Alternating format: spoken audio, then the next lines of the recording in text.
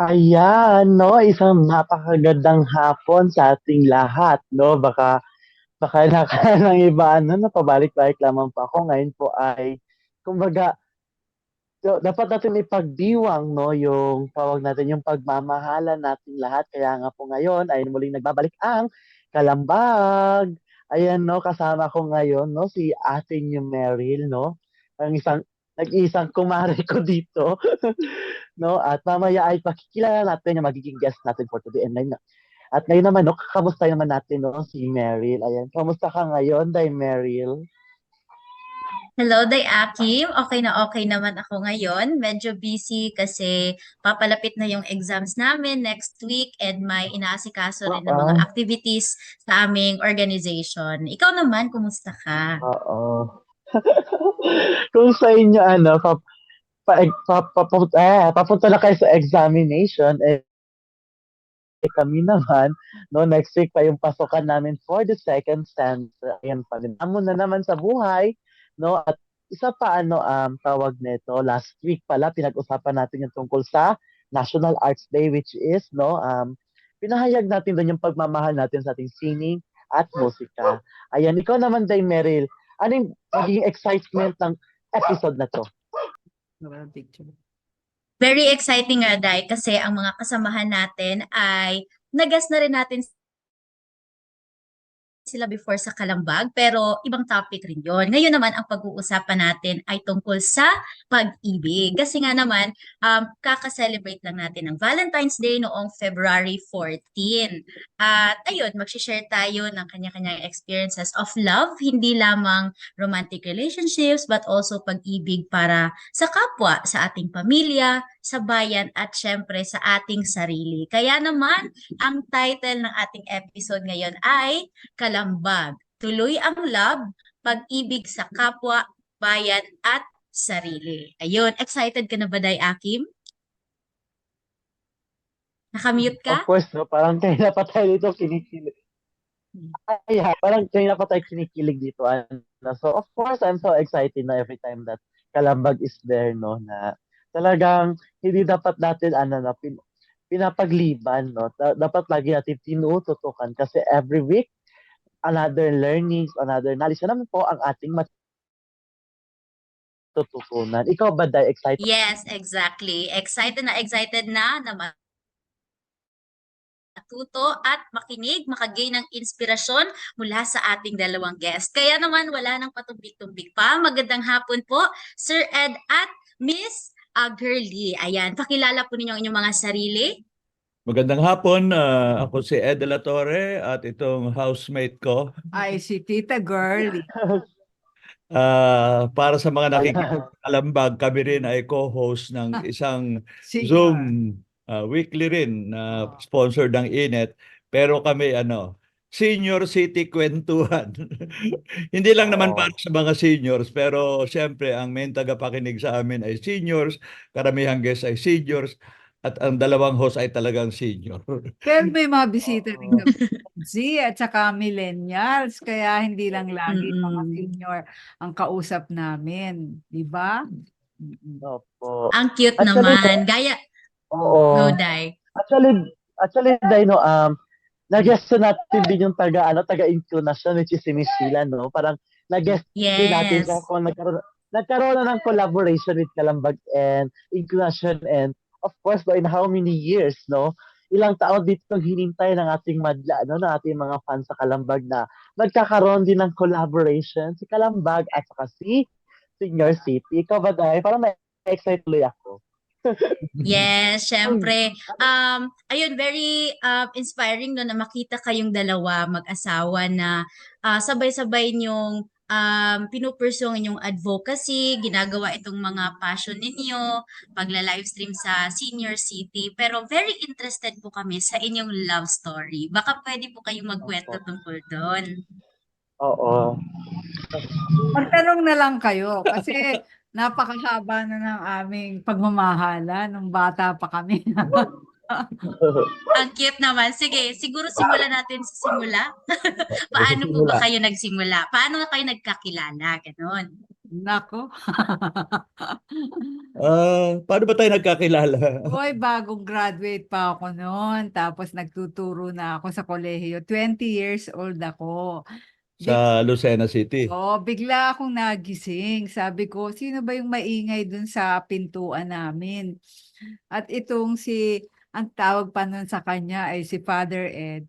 Dala-dala siya ng aking kuya at pinapakilala sa aking ama.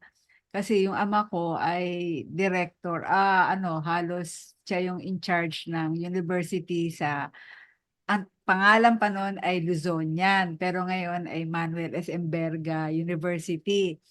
So, ang sabi ng kuya ko, ito pong si Father Ed, pwede na po yung speaker sa mga forum ninyo.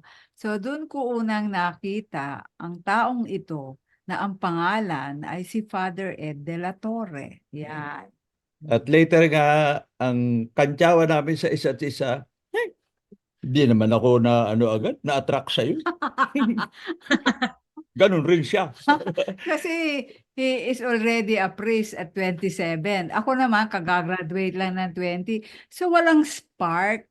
Hindi nag-sparkle ang aming mga mata. At saka kaya ako nandun, parang chaplain ako or Oo. ng Federation of Free Farmers at saka yung youth organization called Kiro Movement. And we were nagbibigay ng seminar sa colleges, campuses para i-attract yung kabataan na i-take up yung cause ng farmers. Kaya pag-ibig sa bayan ang una. Oo, Hindi sa isa't isa. At saka kaming mga pare, siyempre parang, wala muna pare kayo, bawal. Siyempre, pero lahat naman na-attract, nagkaka-crush, pero parang ayaw aminin, ayaw kilalanin, ganun. Mm-mm. Parang malayo ang tingin namin kasi bakit nga magkaka-crush ka agad dito sa taong ito Alam mo namang siya ay unapproachable. Bawal. Hala, bakit Bawal na- naman? Bawal na pag-ibig, no? At saka Oo. religyoso ng mga magulang ko. Alam nga namang sabihin ko dun sa nanay ko at tatay ko, ay crush ko yan. Yun. Doon Ayun, nagsimula. Unang napaka-interesting encounter. naman po na malaman na dati palang pare si Sir Edno. Because of that po, matanong ko lang, ano po ba meron kay Miss Curly na napaibig kayo sa kanya? Sa bawal na pag-ibig, gaya ng sinabi ninyo. Sa totoo lang hanggang ngayon hindi ko alam eh.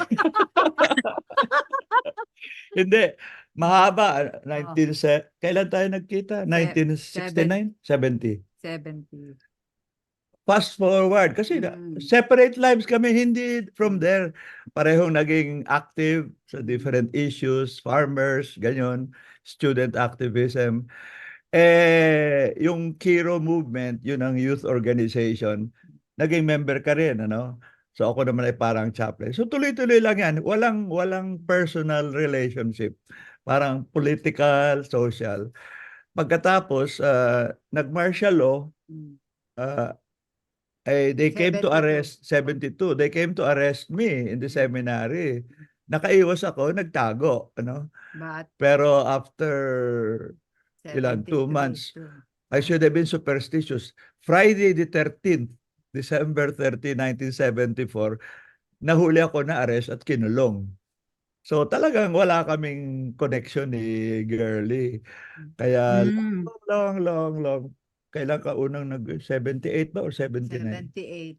Ayun, dinalaw ako sa bilangguan. Hindi, tumawag ka kasi may Christmas pass ang mga political detainees. Kasi minsan nagpadala ako ng sulat sa kanya na bakit ba nagkakaganito ang kilusan at bakit kami naguguluhan. So sabi namin, since nandiyan kayo, nakapag-isip kayo, pwede bang bigyan ninyo ako ng payo kung paano ba kami kikilo sa ganitong yugto. 78 yon. So sabi niya, ay may Christmas pass from Bikutan. Punta ka dito sa bahay namin sa Marcelo at doon tayo mag-usap. Yun. Iba na yung tingin niya sa akin. Pinag-uusapan yung pag-ibig sa bayan pa rin. Pag-ibig sa Nga. bayan. Pero bigla niya akong niyakap Ay! pagdating ko dun sa ano sa bahay. Sabi niya, "Uy, miss na kita, ha?" Mm. Nako, totoo po ba yun, Sir Ed, na sa panahon na yun may nabubuo na? Inisip ko nga na-amnesia na yata ako. Sigurado ka ba? Hindi, pero ano naman, siyempre, pag ikay nasa bilangguan, siyempre, nire-review mo ang buhay mo. Basically, doon pa rin ang sabi, pag-ibig sa bayan, ganyan. Pero siyempre, nag-iisip, kikilos ka ba, mabubuhay ka ba na walang kasama sa buhay, ano? Bagamat ako Mm-mm. pare noon, pero mas principally parang activist na. So I was thinking, in the long term, baka hindi na ako magiging pare and so naghahanap ka ngayon, sino ba magiging kapartner sa buhay? Pero hindi pa ganun ka, sabihin natin ka tuwi, diretso and all that. Pero siyempre, nag-usap nga kami, may tatlo akong prinsipyo. Kung ako'y magkakaroon ng relasyon, tatlo ang principles. Una, dapat kilala ko na noon para hindi na ako kailangan magkwentong buhay. Oh. Dalawa? Ikalawa, dapat hindi ako ang nag-recruit sa kanya para kumilos, para hindi siya dependent politically, parang independent siya. Mm-mm. Pangatlo, dapat kami parehong hindi tatanga-tanga sa pag-ibig. Ibig sabihin, may dati ng karanasan at hindi na ilusyonado na ang pag-ibig ay wow, walang problema, puro dalisay, magaan, laging maligaya. Hindi. Ay nag-meet si girlie ng tatlong criterion. Hindi naman sa ganun. Dati na niya akong kilala. Bagamat magkasama kami sa kilusan, hindi naman ako ang naghubog sa kanya. At pangatlo, kami naman, hindi naman first time na nagkakaroon ng karanasan sa pagmamahal. So, Mm-mm. kumbaga, pareho ng may sugat at lamat. Dumaan na kami sa maraming paghamon ng pag-ibig. Nako. So, Mm-mm. parang kumimuna na hindi ganyan basta ka na magkakaroon ka ng relasyon, lalo na napakakomplikado ng sitwasyon niya. Political prisoner siya, tapos ako kumikilos ako sa hanay ng kababaihan at napakaraming hamon noon sa kababaihan kasi wala pa noon yung teorya ng feminismo o ng babaylan o yung mga iba pang ngayon ay tanggap na natin na yun ang kasaysayan ng pagkilos ng mga kababaihan. Very very low pa ang pananaw tungkol sa pagpapakilos o pagpapalaya ng kababaihan, no? Maliban na Mm-mm. lang dun sa mga nag-aaral ng scholar ng history, may alam na sila. Pero hindi pa nun laganap ang usapin ng gender, ng LGBTQ, ng lahat na has to do with gender orientation. In fact, pag sinabi mo nga yung sexual orientation, yung SOGI, wala pang nakakarinig ng ganun, Baka Mm-mm. lalo kang punahin. Yun yung dinanas namin na paghamon. Kasi ang hirap mag-organisa noong panahon na yun. Kasi martial law pa noon pati, di ba? 78. Yun. Kaya dumaan kami sa maraming pagsubok. Yan. Kaya wala kami Yun. yan. Pero through it all, sa lahat ng pagsubok, ay magkasama pa rin kayo. Yun yung maganda kasi ang love talaga knows no boundaries and talagang kinakaya lahat. Yun ang kagandahan ng pag-ibig. Pero balikan po natin yun no mamaya. Doon muna tayo sa inyong pagmamahalan kasi nasabi po ninyo Miss Girlie no na napaka-religious ng inyong family and ayun, isang ang political prisoner si Sir Ed at dati pang pare. So, gaano yun kahirap mag-navigate through your relationship sa ganung sitwasyon? Siyempre sa simula, lihim na pag-ibig yan. Kasi talagang ang nanay ko at ang nanay niya parehong relihiyosa yan, no? Tapos hindi mo pwedeng basta sabihin sa kanila. Ang Mm-mm. naging komplikado pa noon, napalaya siya noong 1980. So yun, sikreto pa rin yun, no? Kasi hindi naman pwede ako, sumama sa kanya dahil wala pa namang ano noon, parang there is no way we could inform our parents na nagmamahalan na kami. At Mm-mm. ang kondisyon ni Marcos noon ay siya ay palabasin ng Pilipinas, no? For him to be released, i-exile siya sa Roma, sa under his congregation. At ang sasama sa kanya ay nanay niya, hindi ako. So, 1980, kailangan pag-isipan namin, paano nga ba itong pag-ibig natin ay kakaroon ng buhay, parang ganyan. So, nung pumasok na siya sa sa loob pa rin ng congregation niya sa Rome, unti-unti ako nag-isip paano ako susunod doon, no? Kasi noon wala pang visa sa mga Schengen countries eh.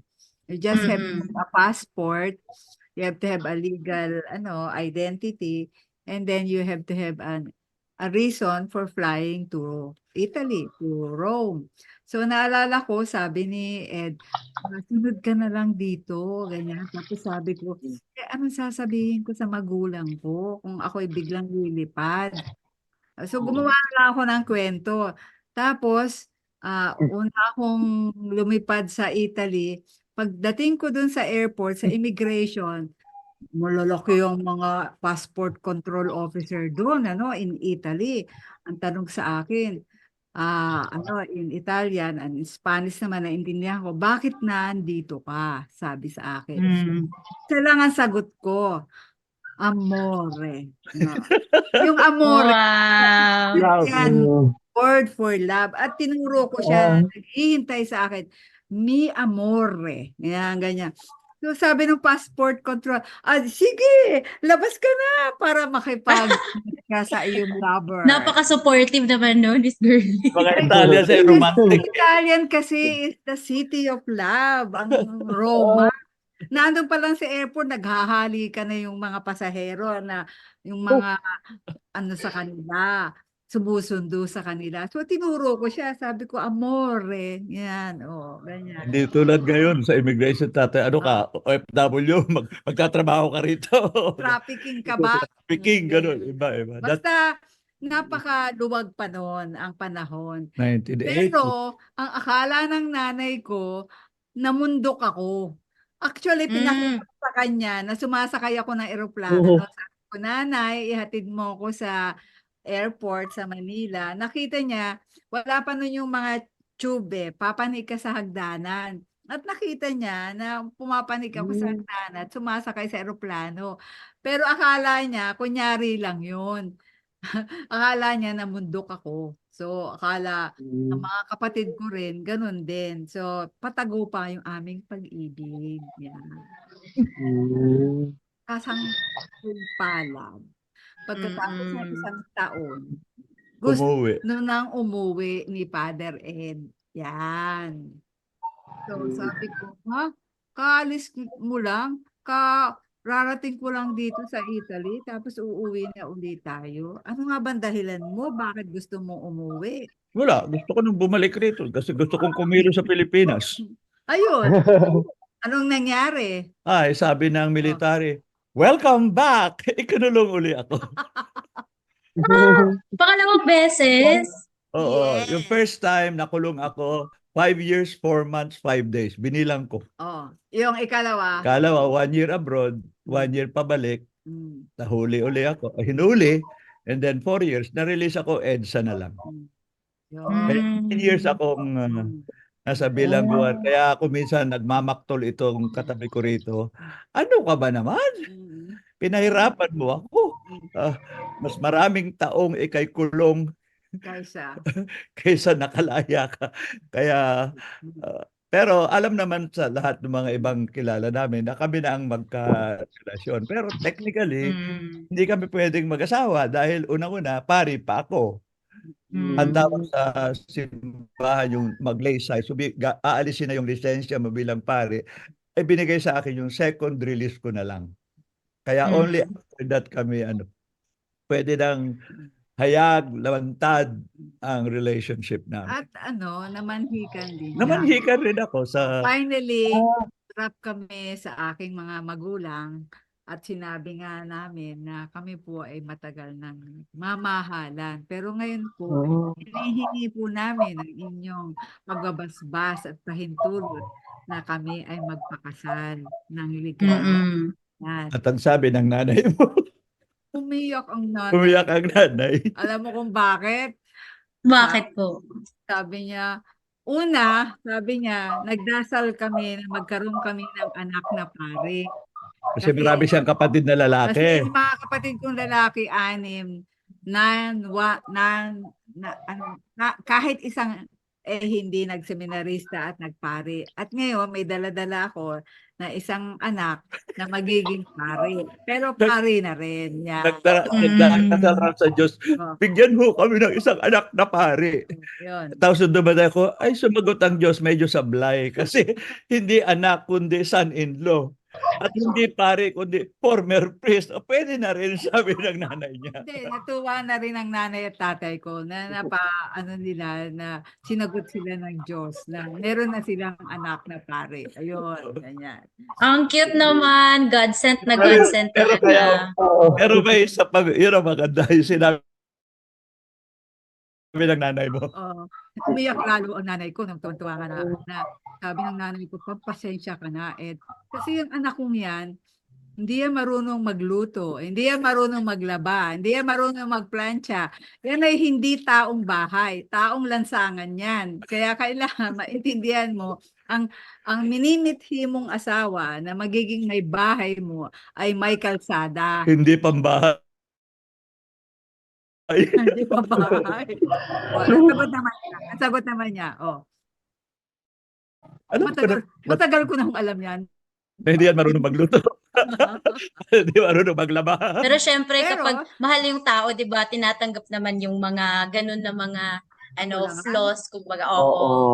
Hindi naman float. Kumbaga for better and for Or worse. differences, ganun. Kasi ang Oh. madadala ko naman sa buhay namin, ako naman ang nagtatag ng kilusang kababaihan. Ako, bigata.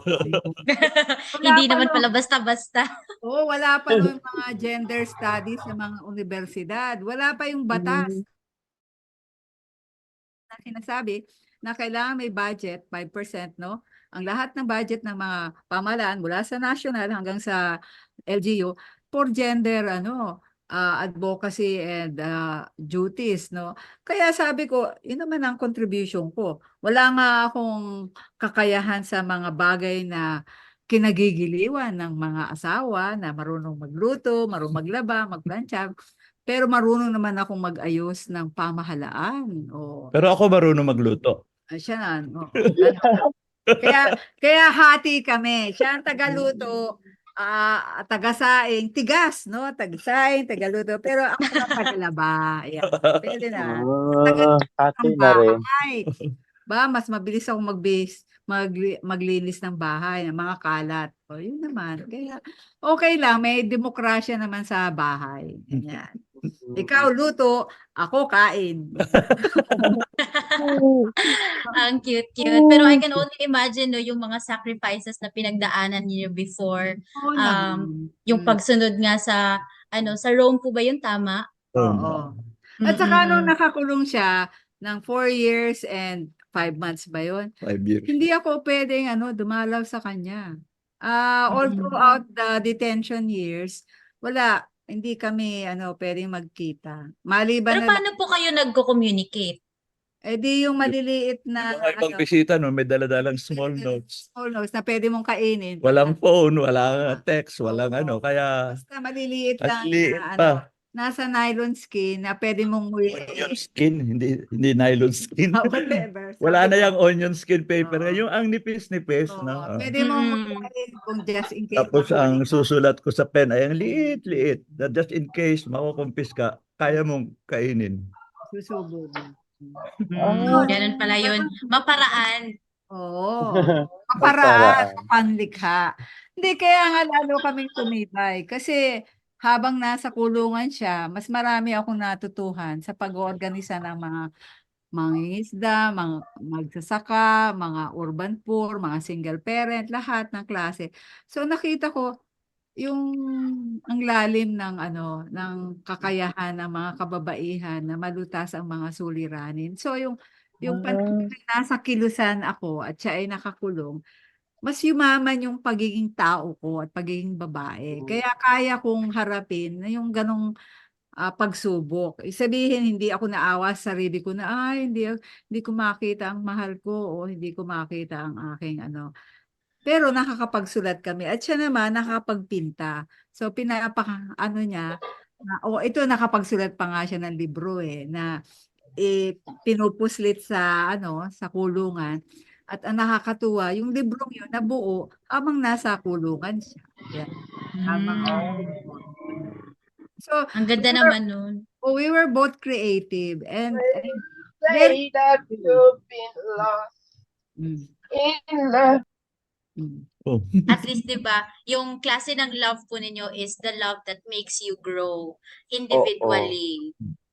Napakaganda naman nun. And isa sa mga nakikita ko or na-analyze ko mula sa inyong relationship is pareho kayong na-bind ng pagmamahal nyo sa bayan. Kaya naman yun ang Oo. susunod nating pag-uusapan. Day Akip? Oo, no? Kasi nga nakita natin kanina na si Miss Girlie, no?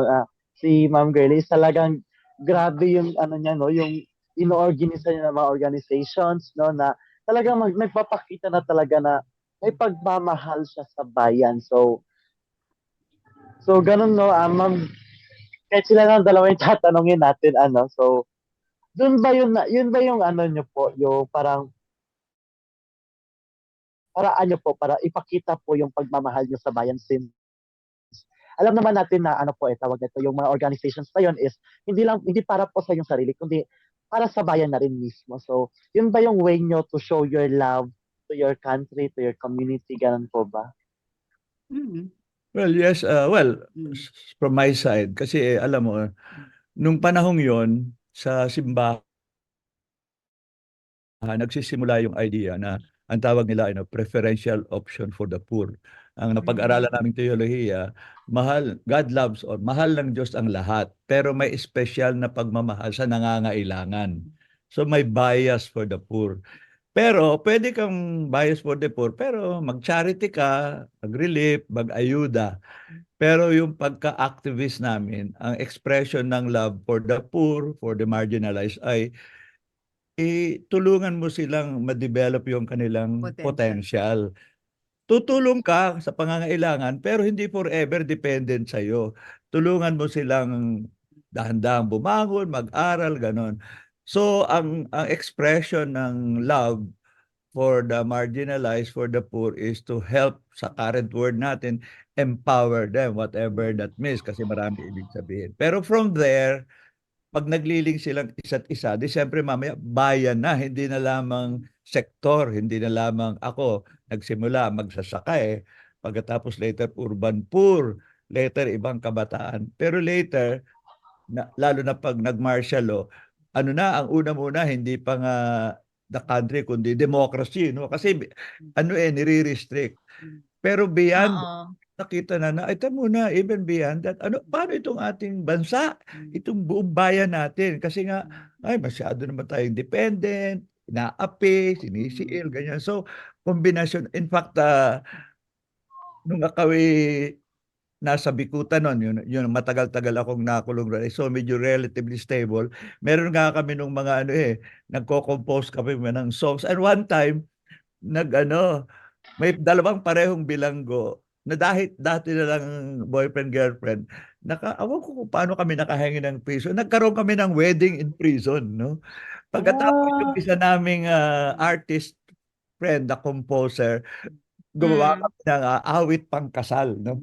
Sa mga Wow. ay iniisip. Pero ang huling refrain, pag-ibig sa bayan, pag-ibig sa kapwa, ito ang dalisay, ito ang dakila. Yun, I remember, yun ang aming. So, parang in that sense, yung personal, interpersonal, at saka yung social, even political, national, somehow nag-i-interact, no? Hindi, not exactly the same, pero parang same energy, same spirit. You think of the other, hindi lamang sarili mo, no? Yun ang balancing act nga eh. Paano mo naman babalansehin na hindi baka mamaya ang konsepto mo ng pag-ibig ay puro sakripisyo at Hindi na. magkapartir ka. Paano? Pero may element rin ng ganun sa simula, ha? Di ba? Lagi gayon. Oo. Oh, you must love, you must sacrifice. May angle talagang ganon. Pero kailangan yung later balance. Paano naman sarili mo? Balancing act, no? Pero that time, ang bias talaga namin, ang tendency, totoo rin naman sa simula, tingin mo agad yung kabila. Ano mang mangyari, kahit may sakripisyo, kahit medyo mahirap. Pero yun nga, dun sa panahon na nakakulong siya, malaki rin ang naitulong ng kilusang kababaihan, hindi lang sa loob ng Pilipinas, kundi noon marami na tayong Filipino women na nasa labas ng bansa. Kasi yung ang tawag nga nun, Filipino contract workers hindi pa OFW. Noong mga 1900 pa, marami na tayong mga kababaihan, kalalakihan din na nagpunta sa iba't ibang bansa dahil sa paghahanap nga ng ikabubuhay nila.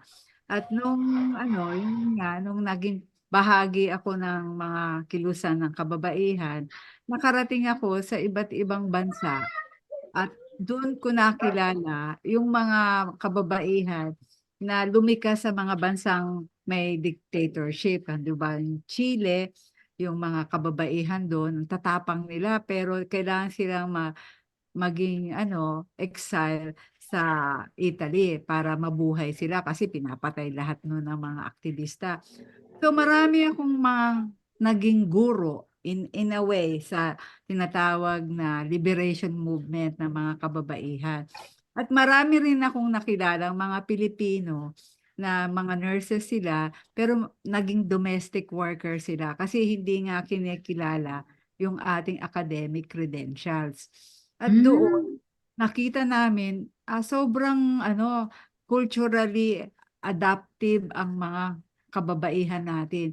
At nakapag-asawa rin sila, multiracial din ang mga naging pamilya nila. Pero ang husay nila ng linguistic intelligence, ang gagaling nilang mag-German, mag-Italian, mag-Spanish, gano'n. Tapos, alam mo agad na may mga anak sila kasi napaka-dominant pala nung natin, yung Ilong pango. natin. Makikita mo dun sa mga train station, tsaka sa airport, mga daladalang bata ng mga Pilipina, mga pango, pero Puti blood at blood. naman ang mga buhok. Wow, Yun. na-merge na. Alam mo, ang ganda ng trait ng mga Pilipino natin. Kasi kahit hindi ka kilala, tutulungan ka. Ang code nga doon, minsan nakasakay ako sa bus o sa train, sabihin, balut, pag sumagot ka ng Penoy, alam nila na Pilipino Wow, ka may ganun na. pala. Yung ganyan. Oo, tapos sasabihin nila, ate, kasi ang ticket nung panahon na yon, day trip yun Uuwi na ako, sa iyo na ito, para may makarating ka pa sa mas malayo. O kaya, tutulungan ka nila, sabihin nila, ate, anong kailangan mo? Kasi parang naliligaw ka. Kasi nga, yung mga street sign in German, kaya hindi ko rin mabasa lahat o in Italian. Yung Spanish, naiintindihan ko pa yon, no? Unico senso. Akala ko yung unico senso ay street. Yung Yung pala pala, one way. one way. Kaya sabi na, ba't maraming unico senso Oo, street yung mga dito sa ganon. Italy? So, Yung pala ibig sabihin one way. intellectually, dahil nga napaka-generous ng mga Pinay, ng mga Pinoy, hindi ka matatakot na mag-isa. Kaya marami rin akong natutuhan sa mga nanay, na mga tiya, mga ate sa iba't ibang bansa. Kaya sabi ko, totoo na talaga, yung mga Pilipino may taglay na malasakit, no? Hindi katulad ng iba na syempre pag hindi kita kilala, halimbawa pumasok ka sa bahay nila at kumakain sila, hindi ka kasama doon sa kainan dahil hindi ka naman invited. Gano'n, may kultura na kailangan mong maintindihan bakit gano'n sila. Pero yung mga Pilipino, dala-dala nila yung pagiging generous at mapagmahal at mapagkalinga. Kahit saan kami pumunta, wala kaming nakita na madamot o masungit na mga Pilipino. So yun talagang sasalamatan ko at up to now, yung mga kababaihan na iba't ibang bansa, kaibigan pa rin natin sila. kasi naging bahagi sila ng solidarity movement natin. Kaya ngayon nga, nagtatanong sila, after 50 years, balik na naman ang mga Marcoses. So sabi nila, paano na kayo? No? Tinatanong na nila kami, nagsusulat nga kami, may email na yung iba tumatawag sa Mm. na, how are you, Ed and Girly? What's happening now? Is there any hope? No, ganon, na merong mangyayari pa. So yun, yung parang yung ambag natin sa panahon na may martial law at yung ambag din ng mga tao sa loob at labas ng ating bansa, yun ang nagpapayaman sa ating pagmamahalan. Kasi baka iniisip kasi lagi ng mga kabataan, ay nako, pag naging aktibo ka, isasakripisyo mo yung pamilya mo, isasakripisyo mo yung karir mo. Hindi, kami naging ano rin kami, strategic mag-isip. Tinapos ko yung aking MA, no? Kasi marami Drop out. drop out, hindi nila tinapos yung Mm. Ako, habang kumikilos, tinuloy ko yung pagiging estudyante ko. Although, hindi ko na tinanggap yung scholarship para maging doctor, no? Yung PhD. Pero, ang mas mayamang napag-aralan ko ay sa pakikitungo at pakikipag-ugnay sa iba't ibang kilusan sa mundo. Kaya yun, may ginto dun eh. There's a golden lesson in being part of also not just a national but a global movement. Yan. Mm. Ang haba. Ayun nga po no, sa dami ng gaya ng sinabi mo po no, is there hope? Sa dami po ng nangyayari sa ating bansa no, ang oppression, kahirapan, gaano po kahalaga ang pagmamahal sa Ang mahal. bayan at kapwa, lalo na sa panahon ngayon?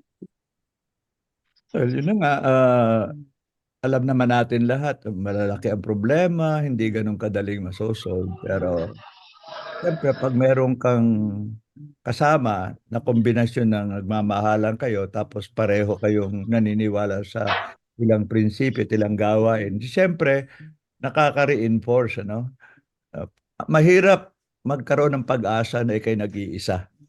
Na, mahalagang may kasama. May kwento ako dyan na balik kayo, parang mga matatanda, nagkwento pa kopong-kopong. Alam mo, 1969, hindi ko makalimutan.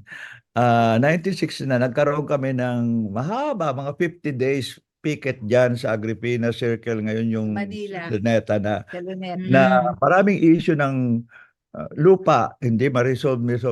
Problema, darating na ang eleksyon, November pa noon ang eleksyon. Sabi na, pagod na tayo, wala na tayong pera, uwi na muna tayo. Pero kung bago kami umuwi, di siyempre parang wala ka masyadong na-achieve. So, pero feeling down, ano? Kaya sabi na, uy, huwag naman tayo umuwi na naglulumo, ganyan. So, kakatawa, that time may meeting the Avance. Paano, tumatakbo si Marcos, 1969, yung re-election. Nakakuha sila ng ilang mga sulu. Mga 200 lang kami. Sabi namin, sige, marcha tayo rito. Parang pagpapasigla lang. Although deep down, sabi, wala tayong masyadong nagawa. Ano. So, ayun. Awit kami, awit. Babalik kami, babalik. Pagkatapos sa bandang huli, sabi lang, sige, ikaw na may pare, ikaw magmensahe, mag-sermon, ganyan. Nung ako yung umakyat doon, nakita ko, 200 lang kami. Tapos, yung luneta ngayon, wala pang ilaw. Parang ang dilim-dilim. Ang mensahe ko sa kanila, muna, bakit tayo nandito? 200 lang tayo. Masosolve ba natin yung Karimlan? Kailangan natin milyon para sa pagbabago. So, hindi yun. Bakit tayo may sulu? Kasi, ang hirap nung nakaharap ka sa dilim na nag-iisa ka. Ngayon, pag may sulu, may katabi ka pala. O, at least, parang, tapos more important, mula sa malayo, baka may ibang gusto rin. Pero, ang hirap magsimula. Pero pag may nagsimula na, mas madaling salihan yung nagsimula na. So, yung dalawang mensahe na, how do you keep hope alive? Alam naman natin, it will not change soon. We need more. Pero the fact na may kasama ka, sa harap at may nakikita kayo ibang ganun rin. Pag nagtagpo kayo, nakaka-reinforce ng anumang pag-asang nandyan pa sa iyo. Yun ang mahalaga because mahirap talagang humarap sa anumang problema. Alam naman yan kahit sa person na ikaw lang. Dapat may kasama ka, may kausap, may kadamay, gano'n. Kasi ngayon kayo, no? Halimbawa, kayo mismo, anong nakikita ninyo na pag gumising kayo sa umaga, excited kayo kasi, today meron akong makikilala o makikita o makakita. Diba? Kasi tini- tinitingnan nga namin what makes you tick, no? What makes you get excited in the morning? Mm. Kayo, sagutin ninyo sa amin. Kasi kami, pagising pa lang sa umaga, tawanan na kami ng tawanan. Ay, buhay pa tayo. Oh, yun. Anong sa palagay nyo? Anong nagpapagising sa inyo sa umaga? O kung nagpuyat kayo, Alarm po. yung body clock mo. Opo, yung body clock po talaga. Kasi sanay na ako sa 4 a.m. nagigising, ganun. So, Wow, parang Okay. talaga, Oh, grabe. talaga. nakasanayan na. Pero Kahit ano, na matulog ako ng 12 noon, ay 12 pero, a.m. pero ganun. doon ka natutulog, tapos 4 a.m. ka Wow. gising na. Bata pa kasi ikaw, kaya hindi mo kailangan ng mahabang pagtulog. Pero yun nga, parang ano ba sa inyong tingin ang pagmamahalan? Kasi yun nga sabi ko sa Valentine, may romantic love, merong what we would call transactional love. Pag ginawa mo ito, okay sa akin. Pag hindi mo ito ginawa, sorry ka na lang. Mm. Anong karanasan ng mga henerasyon niyo? Kasi ibang generation kami. O, tawa na nga ng tawa na. O, ano? Go, Dayaki, mauna ka na. Isa na lang. Sige, kasi conversation natin ito eh. Ayaw mo talaga? Ayun, walang Ano? nasa ka. Ah? Go, Day, kaya mo yan, Day. Sige, ako na lang kaya mo. Go. Kasi sila, Kasi, din eh. oh, oh. So, sa akin naman kasi since I don't have any romantic relationship until this moment kasi nga, di ba, no? I have a lot of priorities. So maybe love for the family, yes. Oo, kasi most of the time my priority is my family. Always, ganon. That is why, kaya nga ako, di ba, nag-pursue ito college. Ito lagi kong iniisip na, kapag tapos ako makaahon ako sa kahirapan, gano'n. Yung lagi ko iniisip every time that I woke up in the morning na, ay, thank you, pasok ka na naman. Lalo next week po na, pasok ka na natin. Pasok ka na naman, ang dami na naman gagawin, nandyan yung teaching demonstration, nandyan yung thesis, yung research. So, sige, gagawin ko to para sa bayan. Gano'n lagi yung iniisip. Talaga. Oh. Para sa pamilya, kaya ko to. Yung parang gano'n lang. So, ayun, I'm always enjoying my life, no? Yes. With my family, with my study. Kasi even my kuya minsan, nasasabi niya, minsan, kasi talagang mahilig talaga ako sa school, no? Lagi ako nasa school. Kung wala man ako sa bahay mo, nasa school ako, sabi ko nga, ay parang, sakata to hindi pupunta sa school kapag naging abon na yung school. Kasi even holidays, gano'n. Parang yun yung love para sa akin, no? Yung passion. Na doon talaga yung passion na kapag gusto mo, as long as hindi ito labag sa batas, no? Yung tingin mo na walang mali. So, Yeah. why not i-go mo to, i-push mo to, gano'n. Kasi yun yung nagpapasaya sa'yo po, di ba? Yun yung nagbibigay sa'yo ng happiness. Yun din po yung parang, kumbaga, hindi ka lang natututo, kundi, ayun, masaya ka na ginagawa yun. So, ayun, para sa akin, no, talagang kung mahal mo yung isang bagay, then Ang go tao. for it. Sa tao, yes, my friends, my teachers, ganon. Pero yung kasi Roman, no, kaya nga rin po ako pumasok as a student leader po, no, kasi may kaya ako sa mga community, kumbaga mga community services, ganon. Hindi lang yung paglilinis sa kalsada, kundi yung parang, yung tumutulong ka sa kapwa mo mag-aaral na eh, Mm. since you Yeah. kayong nasa position in your student organization, why not you make something to help other people, no? To help your students, your co-students rather, na kumbaga mas mapagaan yung pag-aaral nila, mas maging masaya sila, mas maging memorable yung college journey nila. So, para sa akin, that is love for me. So, I think, Meryl, ikaw na naman. So, Mary Lou, ikaw. Oh. Nako, parang medyo similar lang naman po kami ni Akim. Kami lang even before. Hindi pa Oo. kami nagkakaroon ng mga romantic relationships. And gaya ni Akim ay student leader din po ako. Pero siguro in addition na lang doon sa sinabi ni Akim no na pag-ibig para sa mga kapwa estudyante, sa aming mga advokasya, ganon. Siguro Oo. pag-ibig rin po para sa sarili. Mm. Kasi madalas sa mga ginagawa natin, itong pag-advocate, ganun, madalas nadidrain tayo, bigay lang tayo ng bigay ng sarili natin para sa kapakanan ng mas nakararami. Pero dapat sa journey na yon ay hindi natin maiwan yung sarili natin. Kasi gaya nga na sinasabi, di ba, you cannot give what you don't have. So, kailangan na laging fueled yung pag-alaga natin sa ating sarili, no, bigyan natin ng pahinga kung kailangan para hindi rin tayo nauubos at mas madami tayong mabibigay para sa ibang tao. Yun yung para sa akin. Yes. Kaya nagkaka-crush ka rin. Hmm. Hindi naman, Paano ka dyan? hindi, it's not, it's almost like yung mo, affect mo, yung sinasabi nga na yung emotional life mo, mahalaga rin na you admire other people or other Yes. men or other men. Kasi yung part ng friendship, yun nga, yun ang isang natutuhan namin na we were friends before we were lovers, no? And we are still friends. Oo. Kasi kami yung mag-best friend. Kasi nga yung mo, yung feeling level mo, may ebb and flow yan eh. Di ba? Pag minsan pagod ka na nga, sabi mo, ang dami mong binigay sa ibang tao, kailangan mong mag-conserve ng energy. So may tinatawag din tayong self-care.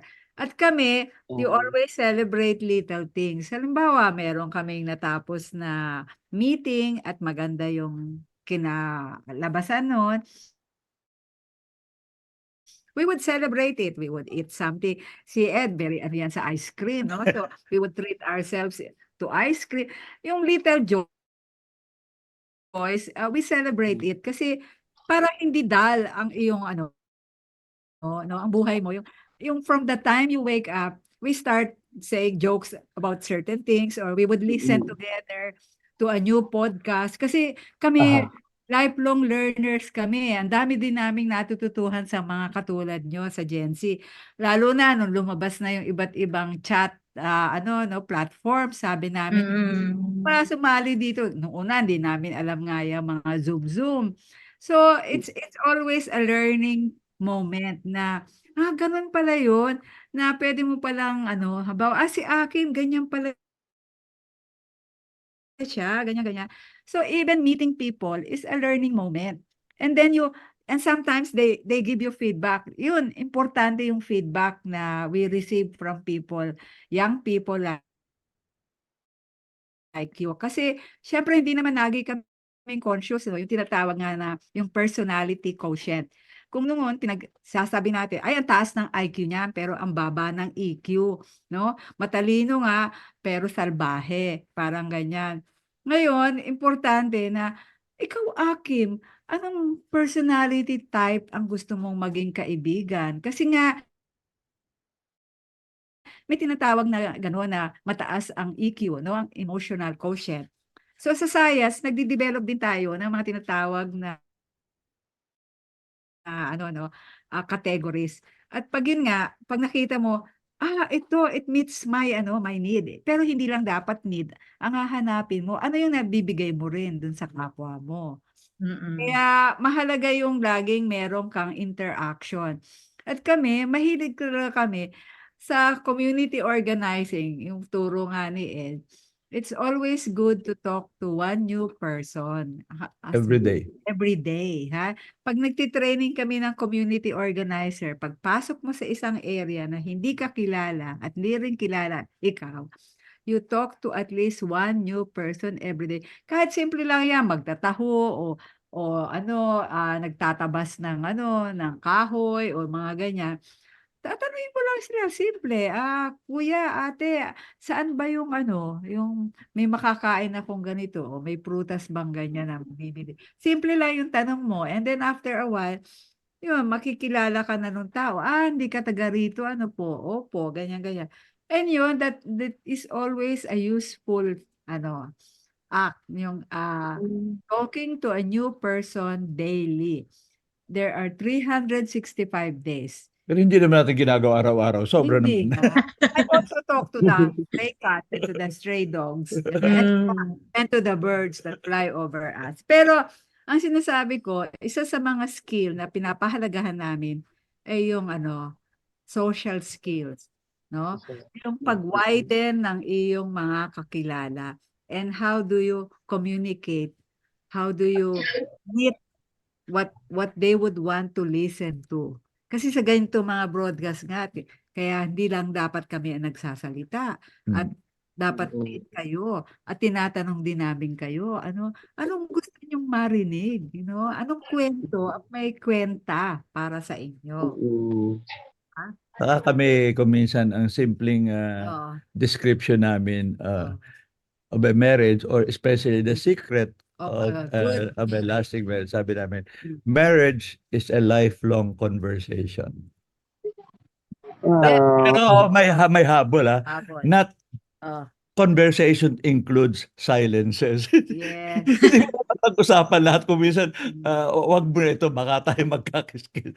But the whole idea is, patuloy na nag-uusap. Kasi pag tumigil mag-usap, alam mo naman, simula na talaga yan ng hindi pagkakaunawaan, iisipin, ako, ba't kaya ganon? Pero, iniisip nga namin na just as sa isa't isa, ganun rin sa iba, no? Hindi laging ganyan-ganyan. A conversation is kombinasyon ng sasabihin, pakikinig, and also kung minsan i-postpone muna natin pag-usapan yan sapagkat baka hindi magkakaintindihan sobra. Magsimula mo na dun sa para patuloy ang usapan. Kasi pag nagkasamaan ng loob at nagkasulian ng kandila, wala nang usapan. Matitigil ang relationship. Ang hirap i-restore, no? So, lalong-lalo na during our time, pag kabataan ka talagang medyo mas impulsive, impatient. Later na lang na-develop yung konting patience, tempering, tamang timing, ganun. You learn it over time. No? Kasi yan si Ed, kasi siyempre yung mga nanay at saka mga lola katulad namin, ang bilis ng mga bunganga namin, Kaya sasabihin niya, your tone, girly, your tone. Tono, hindi na yung sasabihin yun, tono. Nare-remind. At saka feedback yun Importante sa conversation. Tinatanggap mo yung feedback. Kasi nga, di ba, science ng communication, yung laging sinasabi mo, hindi yun ang dating dun sa nakikinig lagi. Akala mo, tama. Kasi sa social media, ganun, magti-TikTok ka, mag-WhatsApp ka, o akala mo, kung ano yung sinabi mo dun, yun din ang tatanggapin ng nakikinig. Hindi. Kaya kailangan mo ring tumahimik at makiramdam. Yun nga ba talaga ang maiintindihan nila? Kasi that's the secret nga ng communication namin na if I cannot understand what's happening, makikiramdam mo. Kasi hindi ko alam saan nanggagaling yung ganon. Bawa, nainis ako. Makikinig muna si Ed. Meron kaming isang rule sa marriage. Pag hindi kami nagkaintindihan, sa umaga, bibigyan ko siya ng panahon na, sige, quiet muna. Pero hindi pwedeng paggabihin ang inis, bago kami maghapunan o matulog. Kailangan ayusin na namin yon, Halimbawa, inis na inis ako o siya naiinis. Basta pagdating ng gabi, nag-usap na kami at ayos na yon. Hindi patatagalin. At pag lutas na yon, wag nang balikan. Wag nang paulit. Ay, hindi ba sinabi ko na sa iyo, ganyan, ganyan, ganyan. Hindi, natapos na natin yun nalutas na natin yun Bakit mo, at paulit. So, isang namin yun, isang, how do you call it, policy.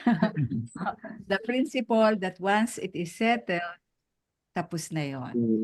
Hindi mo na babalikan. Kaya siguro mahirap rin po sa ibang mga ano no, relationships na yung sinasabing LDR, ganun. Kung kayo may policy na kapag gabi okay na Oo. lahat, eh mahirap sa LDR no na mahirap yung communication pag ganun. Eh, at least ngayon may social media, no? Exo. May text, may Oo. you can call, there's video. Eh noon panahon wala eh, no? Kailangan hintayin mo yung RCPI, yung Telegram. Kung tama Mm. ba yun? Pag minsan mali pa yung pinadalang ano, Telegram o kaya sa mga areas na walang Telegram o kaya walang telepono, wala lahat, maghihintay ka ng ano, mahabang panahon bago mo maintindihan, ba't kaya nagalit sa akin yun? Ba't nagtampo kaya yun? Ganon. Kaya yung mga long Kasi distance talagang relations ngayon, mas meron na silang facilities, no? Dahil kung Mm. media, may Oo. internet, may wifi. Kasi kami nun makikisuyo ka pa eh, para siya padalahan ng sulat eh. Sabihin ko, "Sino kaya yung papasok nun sa detention na hindi makakapkapan, no? Ganyan. Kasi pag birthday, pati yung birthday cake, hinihiwa ng mga sundalo eh. Tinitingnan kung may nakasingit na mga sulat. Mm. Oo, ang higpit talaga no'n. Halimbawa, yung mga cake na papadala 'pag birthday, hihiwain nila yon, ganyan, tutusukin nila kung meron nakalagay na sulat, ayun. Eh, ngayon mas maraming Ah, channels for communication, tsaka puwede kayong creative, ganyan, 'di ba? mm, Ah, yes po. that's your generation, no? You have so much ano, resources to communicate and relate to each other. Oh, Yes, ang Mm. dami ngang mga ano, mga pagbabagong dala ng panahon, syempre innovation, technology, mas napapadali yung communication with other people and siguro mas ano, mas accessible yung ano, Mm. pag-uusap yung ibang tao, ganun, and mas maraming resources para magawa yun. Kaya naman, walang imposible pagdating sa love sa panahon Oo. ngayon. Tama po ba? Walang Yes. imposible. As basta bilang ano pa? Sige, Kasi tatapos na. oo, ano pa ang gusto niyo? Winding up na tayo. Ayan. Akin, ano pa? Oh. Hmm. Is there anything else you want to understand how to keep? Kasi yung aming pagmamahalan, ilang taon na? 4 na dekada na, no? Hindi ka namin alam kung kailan talaga ang anibersaryo na. Kasi kaming kinasal. Ganyan. Kasi hindi pwede yung ano lang, civil wedding. mm. Kailangan merong ano, church wedding kasi hindi bibinyagan yung anak namin kung hindi kami. At saka hindi siya makakapasok sa Catholic school kung wala siyang confirmation. Yung mga ganon, maraming ano requirements to be a Christian here in the or to be a Catholic in the Philippines. So, Akim, baka may maidagdag ka pa daw na katanungan o gustong malaman mula kanila Miss Girly at Sir Ed? Actually, so far, no, wala na kasi nag-enjoy talaga ako, no, sa pakikinig ng kanilang love story. No, although gabi yung sikta talaga dito, no, kahit sabihin natin na ano, ayan, modern na, pero there's always a limitation. And despite of that, no, we could let that happen na maging barrier siya. Instead, there's always a way naman, no. So, parang sa relationship lang din na, no, no, na, hindi talaga, minsan talaga, no, dumadating sa buhay yung mga conflicts, pero kaya nga sabi kaya ni Miss ano no, ni Miss Girly and Sir Ed na kailangan din na talagang masolusyonan din o kumbaga yung gaya ng ginagawa na hindi na nila pinapabukas, ayan nabulol na ako. So, ayun magandang ano yun, practice at maybe magamit yun ni Mary sa susunod if may relationship na siya. Mhm. Kailan pa yan, Ikaw Day? pala. Ba't ako lang? kayong dalawa. Ay, Oh. tayo pala dalawa, Day. Sige, Day. Push na natin yan. Pero abangan sa susunod na kabanata. Okay. Ay, Yes, oo, sa ganito susunod na pala. kabanata. Kasi pwede natin pag-usapan, paano ba ang pagpapalaki ng mga katulad ninyo? Kasi iba na kayo iba na yung generation nyo. May alpha na nga generation, kayo Gen Z eh. So yung mga natutuhan Oo. namin mula sa aming mga magulang, ano yun war generation sila Si Ed, pinanganak during the war. So, iba na talaga yung mindset. Pero napakahalaga nung tinatawag na lifelong learner. No? Yun, talagang yun, isang prinsipyo yun o isang filosofiya na pinapamahagi namin sa marami na you are never too old to learn and you're never too Oo. old to adapt. Kasi marami namang paraan para matuto ka. Kaya hindi ba pag sinasabi ng nanay mo, pag nagagalit na, ano ka ba? Hindi ka na natuto.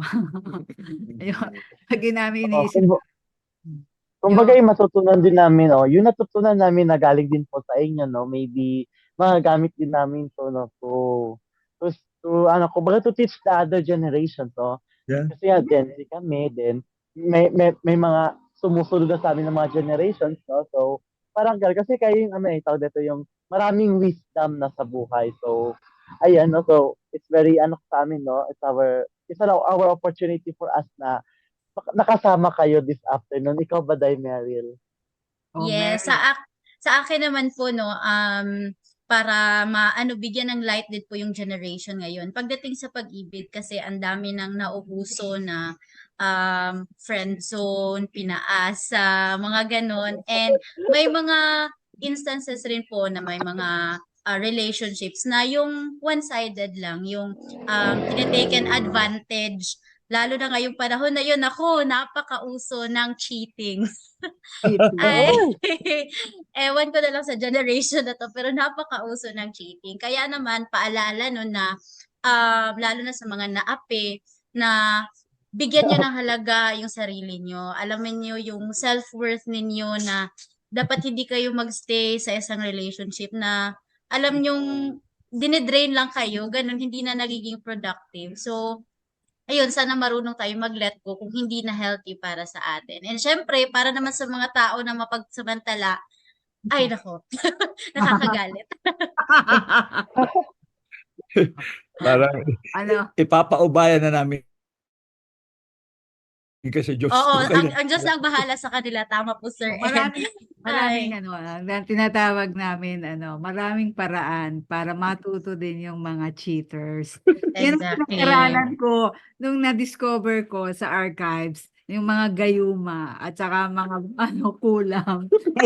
Kulamin. In-interview ko yung mga nasa probinsya na mga babaylan at katalon. Mm. And Oo. that's for our next episode. Paano mang kulam? Hindi, manggayuma muna. Magaling muna. Para loyal sa iyo up to the very end. Yeah. Naku, baka yan po yung sikreto ninyo kay Sir Ed. Hindi ko nga alam kung ako nagayuban niya o kinulam eh. Hindi. You always Oo. yun nga yung kay Khalil Gibran. We'll end with that. Oo nga, Oo. sabi na, ano ba ate, Siya. naku, nakalimutan. Hindi sabi, Oh. even close na kayo. Sabi nila, si Khalil Gibrano, you read it up. Lebanese. Let there be spaces in your togetherness. At you allow also winds to blow. Mahirap yung nakadikit forever. Parang because yung para makaka-develop. Nakakasakal din po yun. O makaka-develop rin kayo individually, yung personality. Kaya yung Let yourself yung grow. salitang kabiyak, hindi naman pwedeng forever kabiyak ka lang. That means Yeah. you're never whole. So, I think yung paano babalansehin yung ikaw ay buo pero lalo kang higit dahil kay magkasama, no? Madaling sabihin yan pero walang manual para dyan. Give and take yan.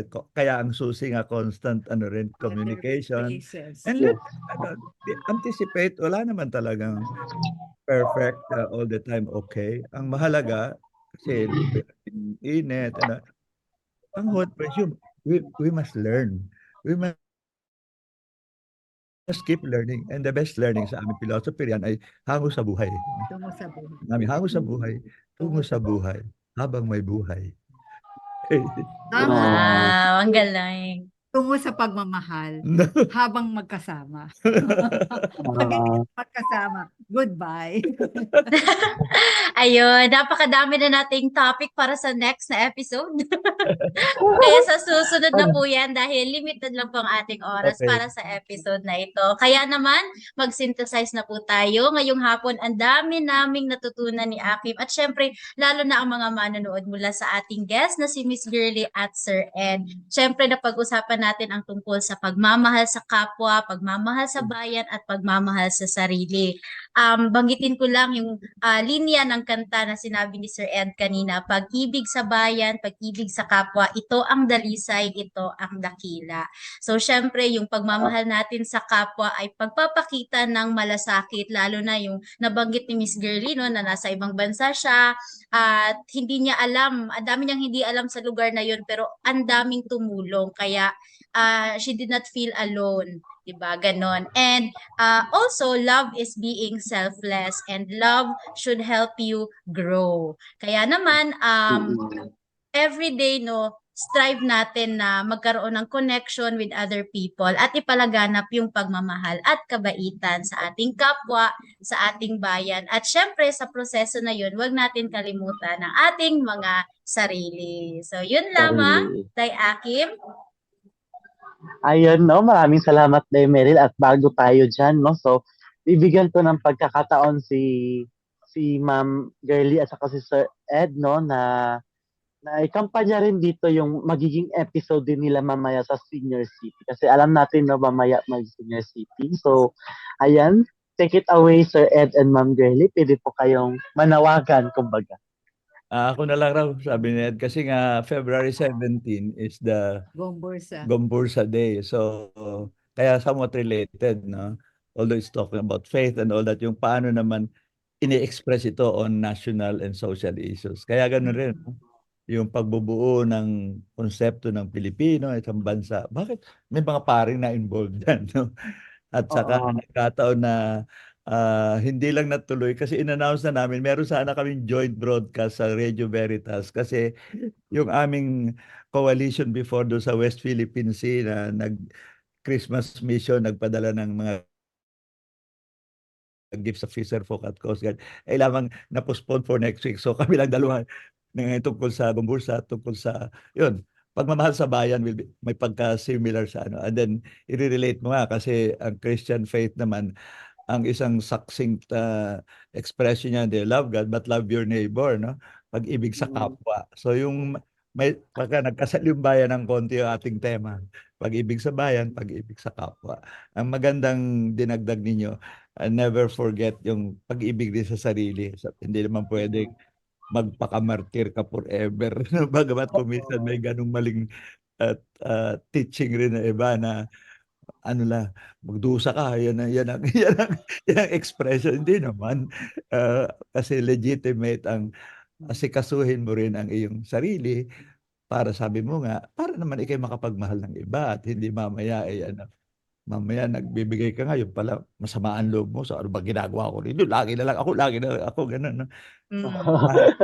Mahalaga yung mensahe rin ninyo na bring out. So sa bayan, sa kapwa, at sa sarili rin. No? So, thank you very much. It was a pleasure na makipag-exchange. Pwede palang mag-usap across. Yes. Ako'y 80, ito'y 73. Ikaw ay ilan? 21. 21, my God. 23? Oh, more than 50 years Yes, divide yes, us. No? Oh, Hindi naman palang Oo. nagkakaintindihan pa kahit paano. Pero opo. minsan, let's have a face-to-face treat, no? Let's have Yes. food and Sige po. Nako. and I will demonstrate to you the energy of self-care. Naku. Wow. O kasi meron the difference between a good marriage and a great marriage is the touching care. Oh, Diba? Kilig nga.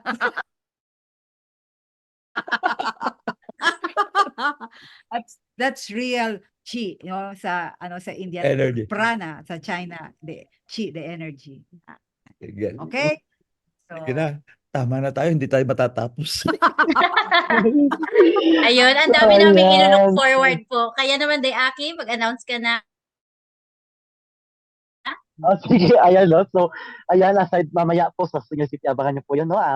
7 to 8 p.m. po, tama po ba? No? So, tama ba? Yeah. 7 to 8 p.m. po ang Senior City. So, And, of course, ang Kalambag din po ay napapanood every Saturday po yan, no?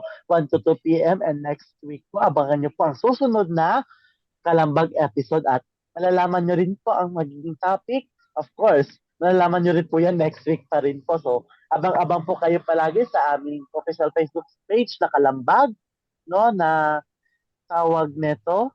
Meron din official Facebook page din po ang Senior City. And of course, meron ay, nawala na. then every Wednesday 3 to 4:30 p.m. din po yan, no, ang inclusion or inclusion na. And of course, pero di po silang Facebook page, no? Sana subaybayan po ninyo. And mapapanood din po ang Kalambag na episode na ito, hindi lamang po sa Facebook, pero din po sa YouTube po, no? So just follow Inet Philippines and follow also Inet Philippines on Facebook and YouTube. So, yan lamang po ang ating mga announcement. Back to you, Day Meryl. Yes, and para sa, siguro isa-isa na lang tayo mag-final word, short lang po. Mula sa ating guest muna, Miss Girly at Sir Ed. Thank you for having us. Yeah. Mm. Oo. Yun. Oh, yun. Tama-tama. Thank you, ma'am. Thank you rin po. At mula naman sa akin, ay maraming salamat din po, Miss Girly at Sir Ed. Ang dami naming natutunan mula sa inyong dalawa ngayong hapon tungkol sa pag-ibig, na iba't ibang forms of love. And syempre sa ating mga manonood, patuloy po ninyong suportahan ang Kalambag, no? Magkita-kita tayo sa susunod na episode next Saturday. At mag-ingat po tayong lahat lagi. Ikaw, Day-Akim. So maraming salamat first kina Sir Ed at saka kay Ma'am Girly and sa lahat po ng sumusubaybay ko palagi ng Kalambag na siyang, ayun, no, kung wala kayo, wala rin kami dito ngayon, no, dahil kayo ho mismo yung lagi namin pinagsisilbihan. No, naway tuloy-tuloy pa rin po ang kasiyahan, kwentuhan at kumbaga pagkapupulutan ng aral, no, dito sa Kalambag. So, ayan, no, ito na, I think, no, na may natutunan ang lahat. No, so back to you, Meryl, at ito ang Kalambag! Bye! Ayan, bye po! Mag-ingat po tayong Bye-bye. lahat. Salamat!